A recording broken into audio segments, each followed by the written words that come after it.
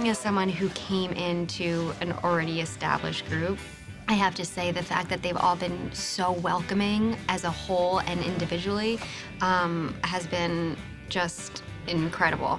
I like that we're all in the same boat of unpredictability. In the best way.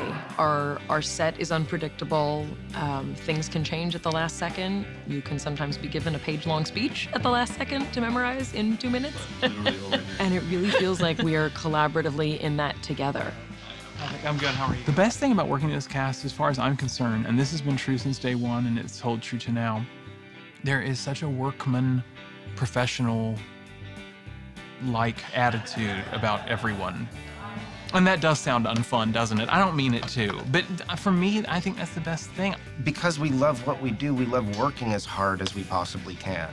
And all of the attention that the show has gotten, the accolades that we've been given, they never have had an effect of us feeling like we could relax now and kind of take it easy. You know, it only has raised the bar for us to work that much harder. But really, at the end of the day, it never does quite feel like a job, I guess. It sort of feels like we struck something while playing one day, and then people said, keep doing that thing. We also like watching it, so just if you can keep on doing that, that'd be great. As an actor or as an artist, when you are on stage or you're painting or you're singing or whatever it is, you always want to be doing it in a safe environment. And I think because our chemistry is so good, because we feel so safe with each other, it allows us to really push our boundaries without worrying about failing. People that are on series, you're with these people more than you're with your own family, and it's become my family. Season 1 does not happen. It happens season 5. Hit us hard. Yeah.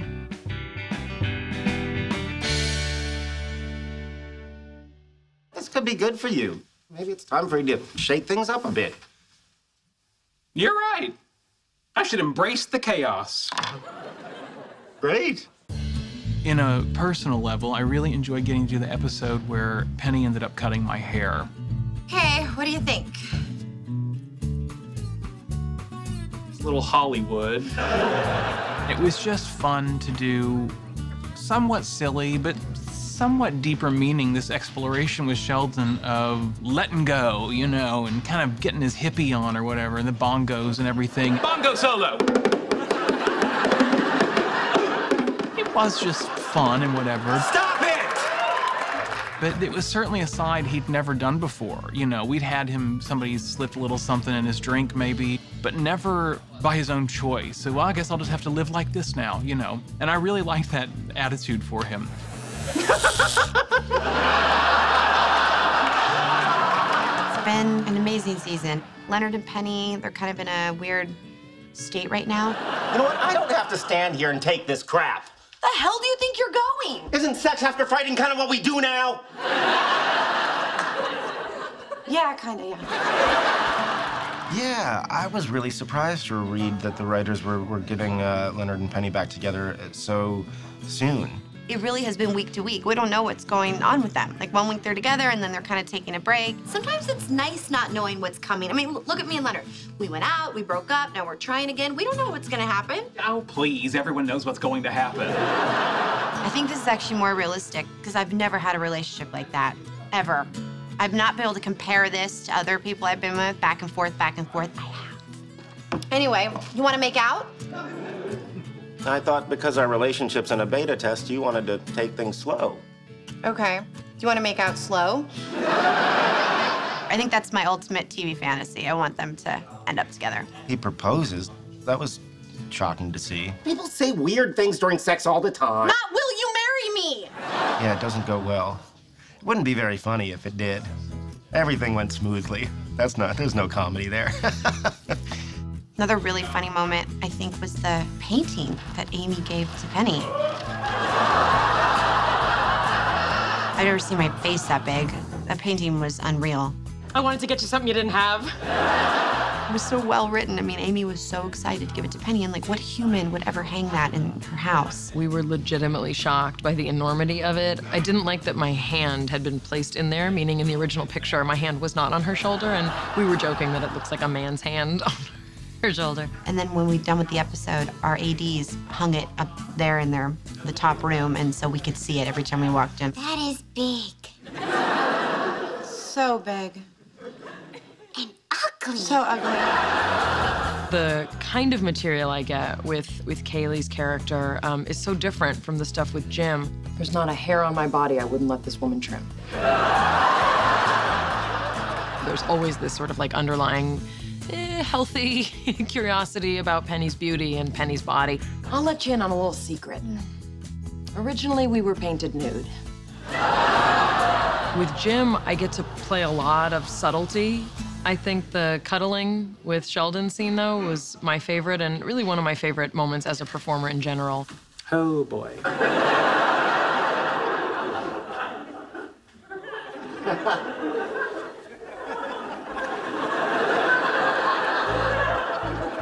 The other thing that sticks out to me is the chance to work with Stephen Hawking. It's an honor and a privilege to meet you, sir. I know. They actually taped his scene on location, but then he came to watch a run-through. He wanted to come by and watch a run-through. It's hard to put it into words because it all seems so cinematic at the moment. I mean, literally, the giant 40-foot doors opened, and the sunlight glared in, and there is the silhouette of Stephen Hawking. You know, when you're in the midst of greatness, you have a very visceral reaction to it. My heart was just... Oh, gosh golly, I made a boo-boo. And I gave it to Stephen Hawking. Wait, another fainter. After all of that divine-like quality, I then had to do an impression of him where I kind of make fun of him in front of him. A word of caution, I would not do your Stephen Hawking impression in front of him. Stephen Hawking was sitting there, and Simon Helberg had to do his Stephen Hawking impression. You're right. And he did a Stephen Hawking impression, and Stephen Hawking is sitting right there. And I was terrified, probably the most I've ever been. I suppose that could be considered offensive.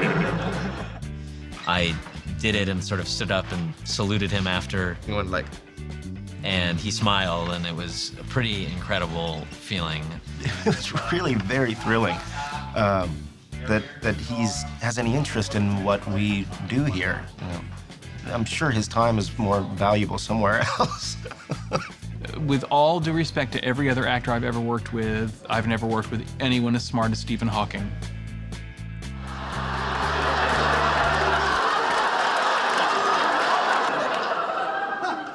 What are you all staring at? Have you ever seen a man try to get a meeting with Stephen Hawking before?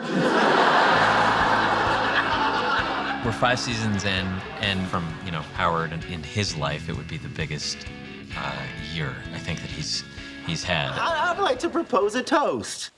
The dream to go up into space is one we all share, and Howard's making that a reality.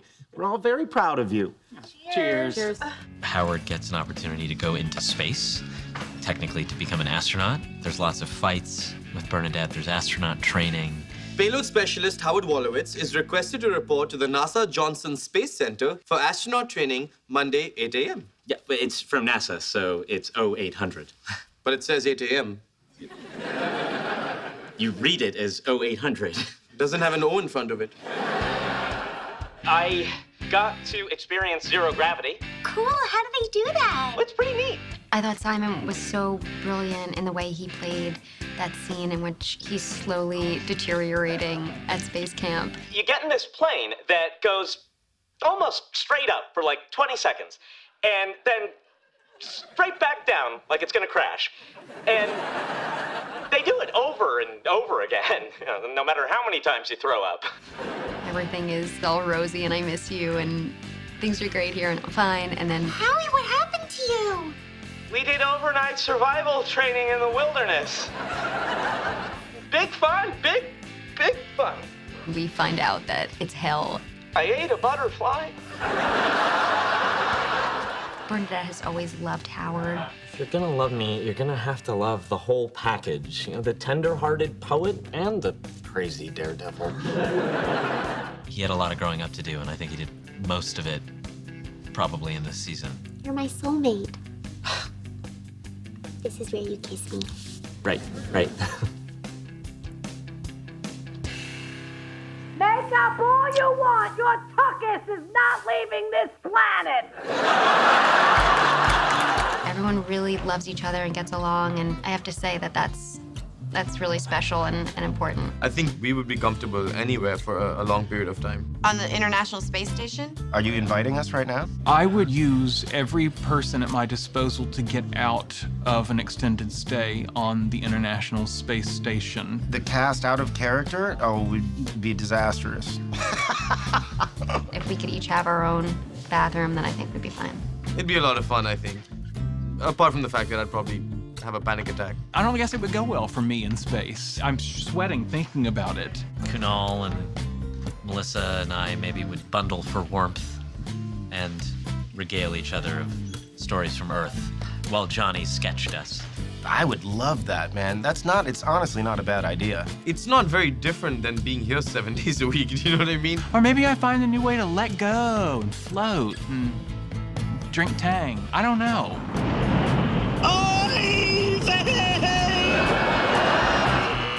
Thank you. Thanks, guys. Pleasure.